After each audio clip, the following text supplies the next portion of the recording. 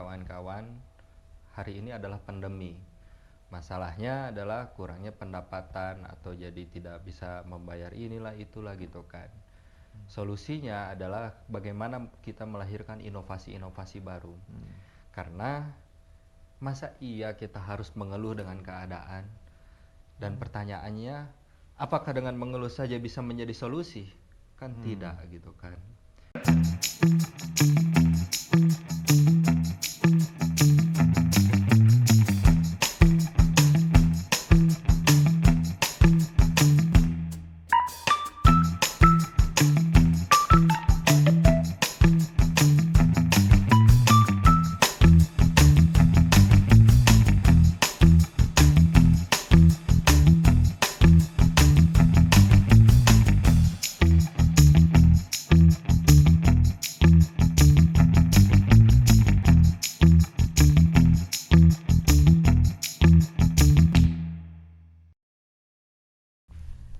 Assalamualaikum warahmatullahi wabarakatuh.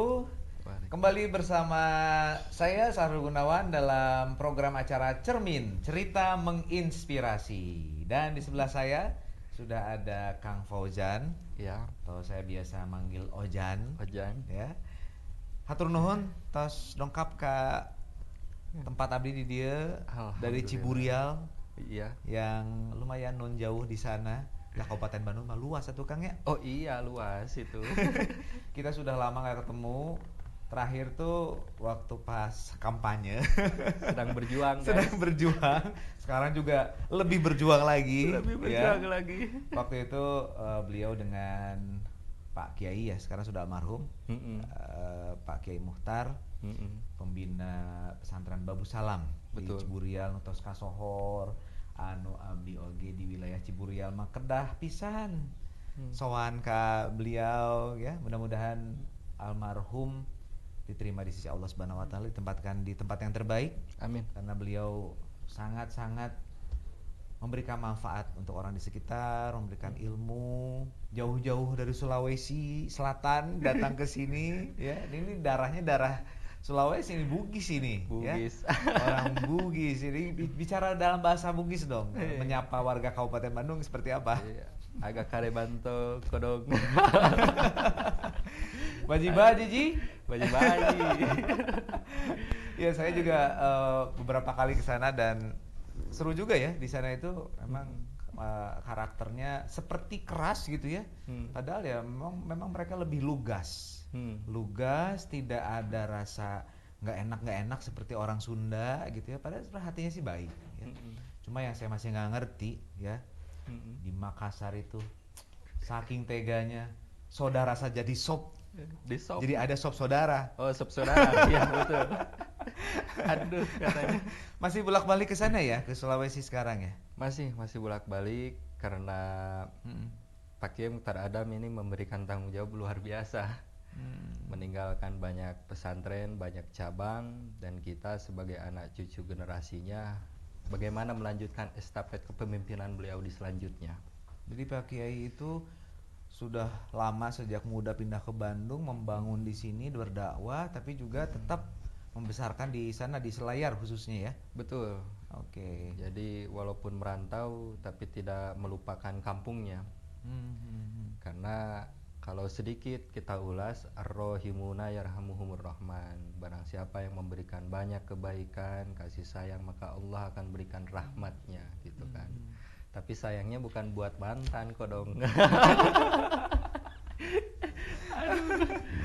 Apa sih yang membuat Ojan itu tertarik dalam dunia dakwah ya? Saya kira bukan hanya semata-mata bagaimana pengaruh dari keluarga besar ya, tapi juga pasti ada semangat yang tumbuh dalam diri Ojan sendiri. Apa yang membuat Ojan tertarik untuk bisa melakukan katakanlah pemberdayaan masyarakat melalui dakwah di pesantren dan hal-hal lainnya yang berkaitan dengan ilmu keislaman? Ya, pertama kan balogiani walau ayah, sampaikanlah walaupun satu ayat ya, mengacu ke situ. Tapi manfaat yang luar biasa itu ketika kita bisa membuat peradaban yang tadinya tidak baik menjadi lebih baik, yang tadinya kurang baik menjadi baik gitu kan. Dan tentu wahyu yang pertama diturunkan adalah Iqra. Iqra itu membaca. Membaca itu bukan membaca Al-Quran hadis saja, tetapi baca alam semesta ini dan baca situasi kondisi sekarang. Bagaimana pemudanya, bagaimana masyarakatnya, sejahtera atau tidak, kemudian bagaimana keluarganya gitu. Yang semangat luar biasa bahwa Pak Kiai selalu sampaikan, jadi kitalah terus berjuang sampai titik darah penghabisan, karena kita tidak tahu umur kita sampai kapan. Yang intinya mungkin mengamalkan khairun nas anfahum linnas atau fastabiqul khairat, kurang lebih begitu. Oke, itu yang menjadi prinsip yang dimiliki, yang kemudian memotivasi dari seorang Fauzan ya, untuk bisa bermanfaat untuk masyarakat. Saat ini aktivitas Fauzan lebih banyak di Selayar atau di Kabupaten Bandung, di Ciburial? Alhamdulillah, karena masih dalam rangka menyusun agenda perjuangan dan memang banyak tugas di Bandung, sekarang kita fokus dulu di Bandung. Apalagi melihat situasi kondisi sekarang sangat luar biasa. Tapi akhirnya faktanya kawan-kawan, hari ini adalah pandemi. Masalahnya adalah kurangnya pendapatan atau jadi tidak bisa membayar inilah itulah gitu kan. Solusinya adalah bagaimana kita melahirkan inovasi-inovasi baru. Karena masa iya kita harus mengeluh dengan keadaan? Dan pertanyaannya, apakah dengan mengeluh saja bisa menjadi solusi? Kan tidak gitu kan.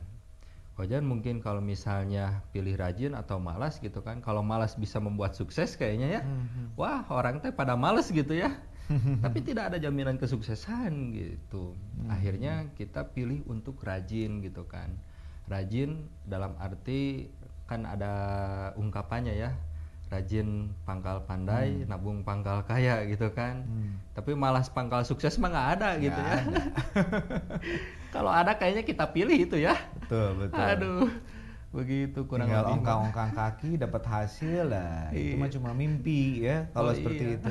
Karena memang ya realitanya banyak sekali yang saat ini dalam kondisi yang frustasi, yang merasa tidak ada jalan keluar gitu ya.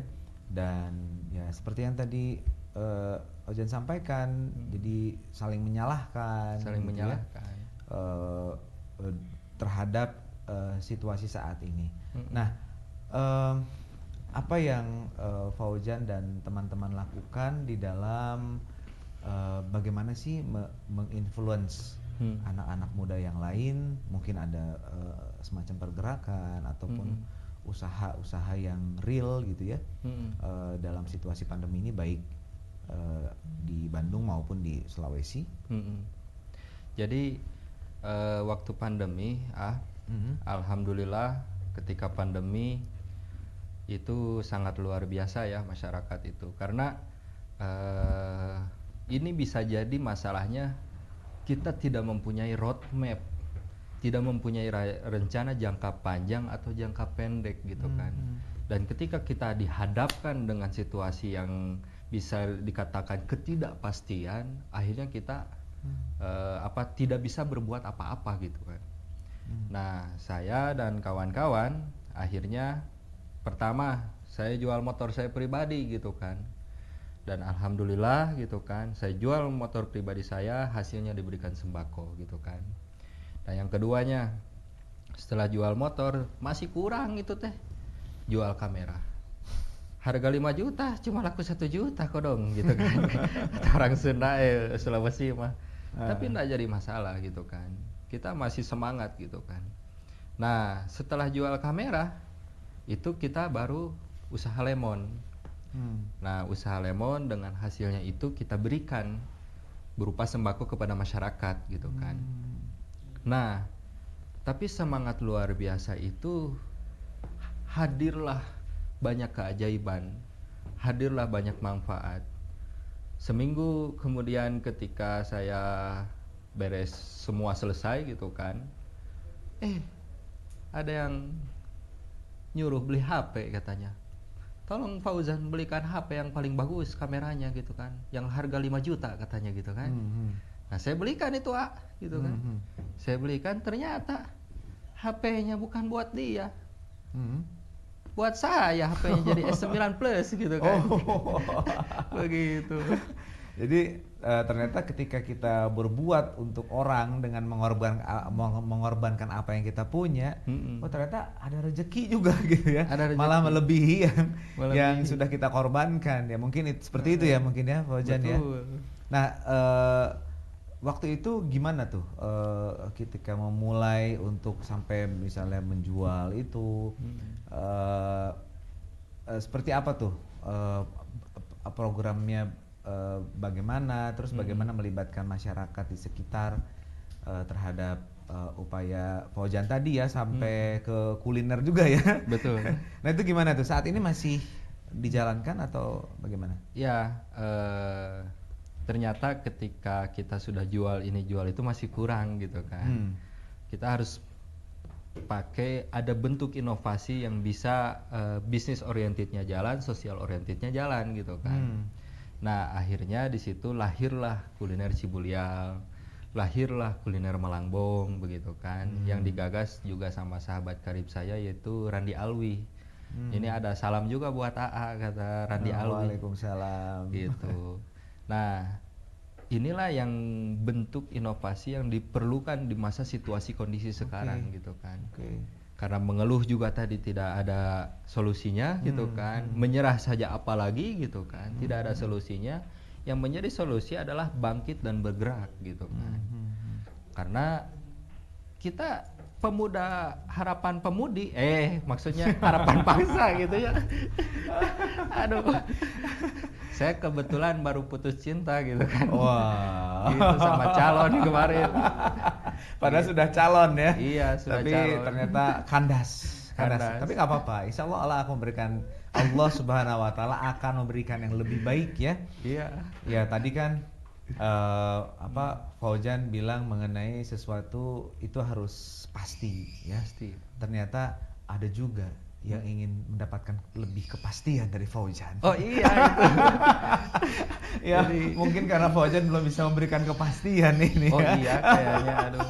Oke, ya itulah ya sedikit obrolan dari BPJS, Barisan Pemuda Jomblo Sukses. Kalau ini masih sukses aja, kalau saya double S. Apa itu? Barisan Pemuda Jomblo Sukses Senior. Senior ya. Ya jomblona senior mah. Ya sudah kalau gitu kita akan lanjutkan obrolan seru kita. Tapi sesaat lagi jangan kemana-mana, tetap di Cermin Cerita Menginspirasi. Di awal pandemi COVID-19, banyak usaha para pedagang makanan di wilayah Desa Ciboral yang merupakan salah satu kawasan wisata di Kabupaten Bandung terdampak secara ekonomi. Kondisi ini membuat Fauzan, mahasiswa jurusan Hubungan Internasional di salah satu universitas di Kota Bandung, empati terhadap masyarakat sekitar desanya yang terdampak pandemi. Ia pun sempat menjual kamera miliknya dibelikan sembako untuk dibagikan kepada warga sekitar. Sadar hal ini tidak dapat dijadikan solusi jangka panjang, Muhammad Syahrul Fauzan dan sahabatnya, Randi Alwi, tak tinggal diam. Mereka pun membuat website sebagai layanan pesanan makanan berbasis online bagi para pedagang. Hal ini dilakukan agar para pedagang dapat memasarkan dagangannya lebih luas dan lebih mudah.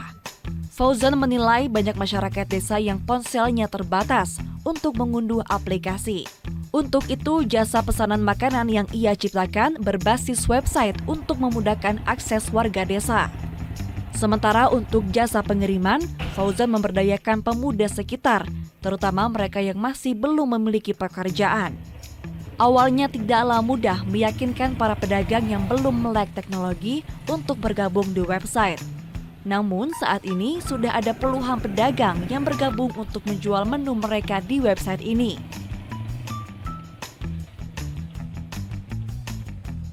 Faktanya hari ini adalah pandemi. Masalahnya butuh pendapatan. Solusinya yang kita butuhkan. Solusinya adalah harus melahirkan inovasi. Salah satu inovasinya adalah, saya senang sekali dengan ungkapan, siapa yang menguasai informasi pada saat hari ini, dialah yang akan menjadi pemenang. Kata kuncinya apa? Kuasai informasi, kuasai data, kuasai akses digital marketing, maka tidak menjadi kekhawatiran untuk dari sisi penjualan. Dan bentuk inovasinya adalah di website kami. Selain kuliner Ciburial, di Garut ia juga menciptakan kuliner Malangbong yang juga sudah memiliki banyak mitra. Ia berharap langkahnya ini membantu para pedagang di desa agar bangkit di tengah pandemi COVID-19. Ia pun mengajak para pemuda dapat lebih peduli dan bisa berdaya bagi lingkungan sekitar mereka. Ya, kembali bersama kami, saya dan Kang Fauzan ini dari Pemuda Sukses Ciburial di Cermin Cerita Menginspirasi. Oke, gimana Kang? Saya jadi pengen juga tadi, gayanya gimana? Begini. Waduh, ini menginspirasi saya juga. Saya juga kayaknya boleh juga biar tambah semangat ya. Oh iya. Karena mohon maaf lah, saya kan bukan milenial, ini termasuk milenial. Saya jadi teringat dengan pernyataan Bung Karno, beri aku 10 pemuda maka aku akan guncangkan dunia. Ya, dan memang pemuda-pemuda seperti Kang Fauzan dan juga teman-teman yang lain waktu itu pernah juga hadir di podcast di sini. Ada ya Kang Yazid ya, masih lebih muda malah 21 tahun, ini 23 tahun. Saya membutuhkan sebetulnya banyak pemuda-pemuda yang lain yang sekitaran umurnya 20-an ya, maksud saya, yang saat ini mungkin dengan kondisi ekonomi terus ya pada akhirnya menjadi tidak bisa yang banyak dilakukan gitu, padahal sebetulnya apapun yang kita miliki ya itu bisa menjadi sesuatu. Dan kita ini adalah aset ya bagi Indonesia, khususnya bagi Kabupaten Bandung. Kalau Kang Fauzan sendiri sehingga memiliki pemikiran yang luas dan ingin bermanfaat bagi orang lain, itu berawal dari mana, Kang Fauzan? Ya, berawal kembali kepada inspirasinya Pak Kiai Mukhtar Adam, sebagai ayah Anda sendiri ya, sebagai pimpinan pondok pesantren. Pimpinan pondok pesantren. Jadi dulu itu saya juga nakal, luar biasa nakalnya. Nah akhirnya Pak Kiai ambil konsep. Jadi ambil konsepnya itu dari Perdana Menteri di Turki gitu kan. Jadi dia jadi Perdana Menteri pada saat itu. Jadi saya dulu dididik gitu kan. Kamu sebelum belajar. Erdogan apa? Sebelum Erdogan gitu kan. Nah saya dididik gitu kan. Kamu belajar ke sana gitu kan. Belajar ke sana, sudah belajar dikasih uang gitu kan. Jadi motivasi saya belajar kemarin uang gitu ya. Tapi walaupun habitnya akhirnya jadi kebiasaan gitu kan. Kebiasaan bukan uangnya ya. Kebiasaan belajarnya gitu kan. Nah jadi alhamdulillah saya pernah dididik sama Pak Tanri Abeng, kemudian para tokoh-tokoh nasional Fahri Hamzah, kemudian Pak Anies Mata, kemudian Sandiaga Uno gitu kan. Dan itu lahirnya adalah bahwa banyak pelajaran-pelajaran pentingnya yang tersirat dibanding yang tersurat gitu kan. Nah akhirnya di situ juga gitu kan menjadi motivasi pribadi untuk bagaimana menjadi jauh lebih baik, untuk bagaimana belajar lebih tekun, lebih rajin gitu kan. Nah kemarin kita membahas gitu kan dengan Pak Tanri Abeng mengenai jaring emas gitu. Jaring emas itu adalah jaringan ekonomi masyarakat yang berbasis BMTG, yaitu beras, minyak, telur, dan gas gitu kan. Tapi secara aplikasi luasnya para UMKM pun kita tampung gitu kan. Dan itu sudah dilaksanakan di Selayar BUMR itu gitu kan, Badan Usaha Milik Rakyat gitu kan, yang bekerja sama dengan pemerintah. Harapannya bagaimana? Bahwa stakeholder pemerintah itu punya segalanya gitu kan. Nah disitulah terbangun sinergitas kolaborasi gitu kan. Pemerintah punya jaringan gitu kan. Nah, kita punya produk, kita punya kemampuan, kita punya pengalaman gitu kan. Yang akhirnya terbentuklah pembinaan, terbentuklah gitu kan. Banyak para pengusaha-pengusaha baru. Nah, hari ini memang notabene-nya harus menjadi pengusaha. Kalau kata orang Arab, pengen jadi pengusaha itu harus 3. Pertama, mat'am, restoran. Yang kedua, maktabah gitu kan. Yang ketiga, malabis, pakaian. Kalau maktabah itu percetakan. Kayak gitu. Nah, poin pentingnya adalah bahwa disitulah kita mempunyai banyak pengalaman. Tapi yang khawatir, ini yang paling lucu. Kadang pemuda sekarang itu kalau untuk kebaikan banyak mikir, tapi kalau untuk keburukan jarang mikir. Harusnya kalau untuk keburukan biasanya geus kumaha engke we cenah gitu kan. Jalan gitu kan. Nah, kalau untuk kebaikan mah da aeh gitu kan. Keula mikir heula cenah gitu kan ya cek Sundana mah. Aduh. Nah, itu terjadi kesalahan konstruksi berpikir itu gitu kan. Nah, artinya kita sebagai pemuda, kita sebagai agent of change, sebagai influencer, mudah-mudahan bisa sedikit memberikan gagasan, inovasi gitu kan. Tapi kalau di situasi kondisi sekarang, yang paling cocok bahwa saya paling senang itu ya, siapa yang menguasai data dan informasi hari ini, dialah yang akan menjadi pemenang. Maka kepada pemuda, kuasai data, kuasai informasi, kuasai media sosial gitu kan.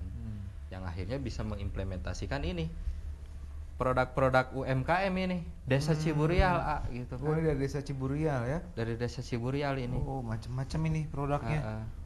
Jadi apa ini? Somai ya? Somai. Ini buaan ini. Oh. Nah, ini buaan juga namanya gitu. Oh, jadi ini Kang Ojan sendiri ini ya yang mencoba untuk menampung dan ikut memasarkan.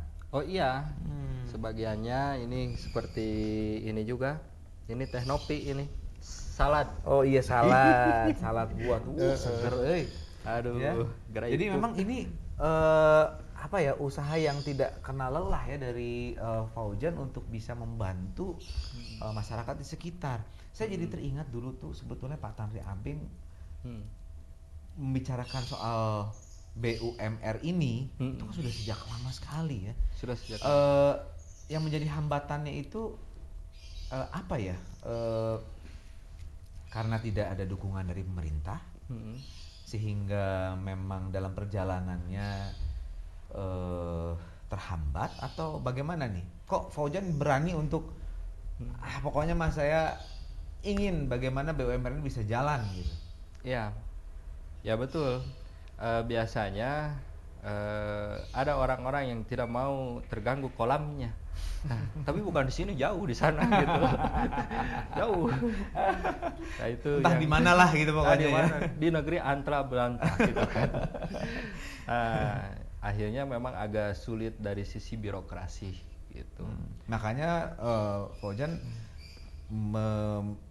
menggiatkan dengan BUMR ini di Selayar ya. Mungkin masih lebih kondusif di sana ya. Kondusif kalau di Selayar. Kondusif kalau di sana sama Prof Akbar Silo. Nah, itu lebih kondusif karena ya tadi ada sinergitas gitu. Dan memang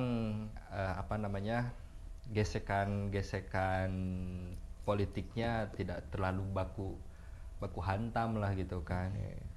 Nah, sehingga bisa direalisasikan di sana. Tapi kalau ini bisa direalisasikan di Indonesia gitu kan, ini sangat luar biasa. Karena untuk bagaimana caranya kita mengantisipasi potong kue gitu kan. Nah, itu solusinya di mana? Di BUMR gitu. Karena BUMR itu kebocorannya sangat kecil gitu. Nah, tapi sekarang yang terjadi kan kebocoran sangat banyak sekali. Tapi bukan di sini, di negeri antah belantah gitu kan. Kita jangan mencontoh yang buruk dari antah berantah itu gitu ya. Iya. Ya memang ini saya apresiasi lah gitu ya. Pokoknya teruslah berjuang ya dengan apapun yang Pak Fauzan miliki kapasitasnya, terus berdakwah dengan itu tadi ya, bagaimana membuat masyarakat di sekitar kita sejahtera. Saya juga jadi ingat waktu saya dilantik itu kan nggak ada gitu berjanji untuk bikin jalan, itu nggak ada. Tapi berjanji untuk kesejahteraan rakyat.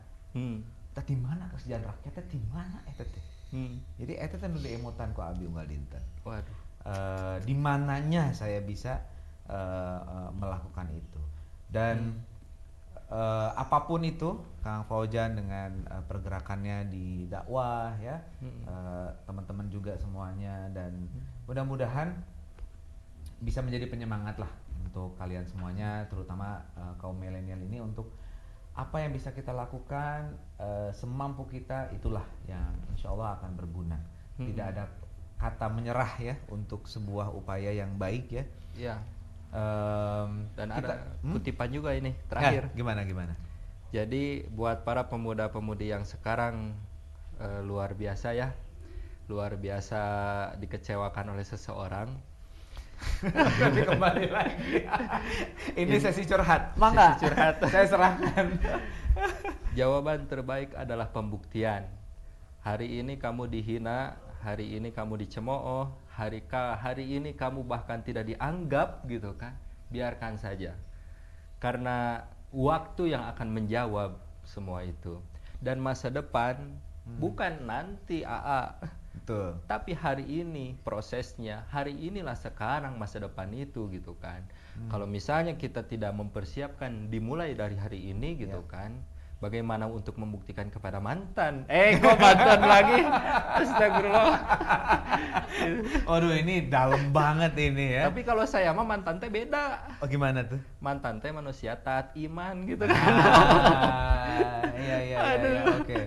Jadi gitu. Ya semoga kita bisa menjadi mantan-mantan terindah. Mantan-mantan terindah bagi diri kita, karena iya. kita akan menjadi manusia yang taat dan beriman ya. Ojan, coba lihat tangannya. Oke, yang mana? Ini kelihatan. Apa ini kelihatannya? Ini kelihatan bahwa motivasinya kuat untuk membuktikan kepada orang-orang yang selalu meremehkan. Kita satu misi ternyata. Coba Kang Fauzan lihat ya. Iya. Oke. Wah, ini membuktikan ya, bahwa sebentar lagi akan ada mantan-mantannya yang lain. Oh enggak Fauzan. Dikira ada dikira ini ramalannya begini, ada mantan-mantan yang kecewa meninggalkan gitu kan. Itu maksud saya. Itu maksud saya.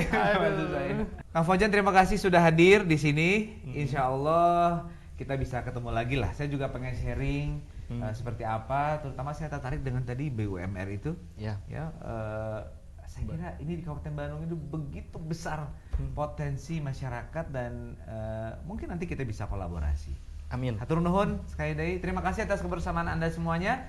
Sehat dan sukses selalu. Salam untuk orang-orang yang Anda cintai. Billahi taufiq wal hidayah. Wassalamualaikum warahmatullahi wabarakatuh. Waalaikumsalam warahmatullahi wabarakatuh.